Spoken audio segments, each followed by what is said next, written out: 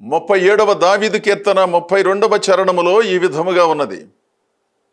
భక్తిహీనులు నీతిమంతుల కొరకు పొంచియుండి వారిని చంపజూతురు. ఎంత చక్కగా రాశాడో చూడండి. భక్తిహీనులంట నీతిమంతులను బ్రతకనివ్వరంట, మంచివాడికి అవకాశాలు ఇవ్వరంట. ఈ దొంగలు పంచుకొని తిన్నట్టుగా ఓ మంచి మనిషిని కూర్చోబెట్టి అసమర్థులు అందలాలెక్కి ఆ మనుషులను అంతం చేసే పని. దానియేలును సింహపు బోనులో వేశారు.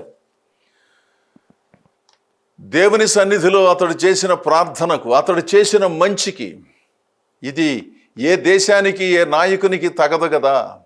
6వ అధ్యాయము 20, 22 వచనాలలో ఆ మరుసటి రోజు ఉదయం దర్యావేషు పరిగెత్తుకుంటూ తెల్లవారుజామున సింహముల గుహ దగ్గరకు వచ్చి, జీవము గల దేవుని సేవించు దానియేలు, నీ దేవుడు నిన్ను రక్షించాడు కదా అనే భావనతో పిలిచినప్పుడు, రాజు చిరంజీవి యగుగాక, నా దేవుడు నన్ను కాపాడాడు, సింహాల నోళ్ళు మూయించాడని సింహాల బోనులో నుంచినే చెప్పాడు.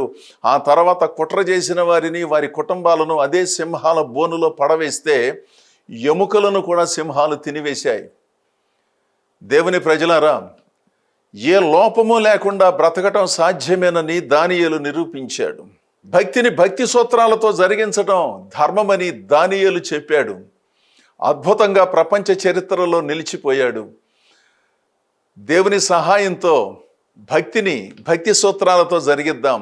అనవసరమైనటువంటి ఆరాటాలు పోరాటాలను వదిలేసి అర్థవంతమైన ఆత్మశుద్ధితో కూడిన భక్తిని జరిగిస్తూ దైవానుగ్రహాన్ని పొందుకుని మనందరం ప్రభువులో ముందుకు సాగుదాం.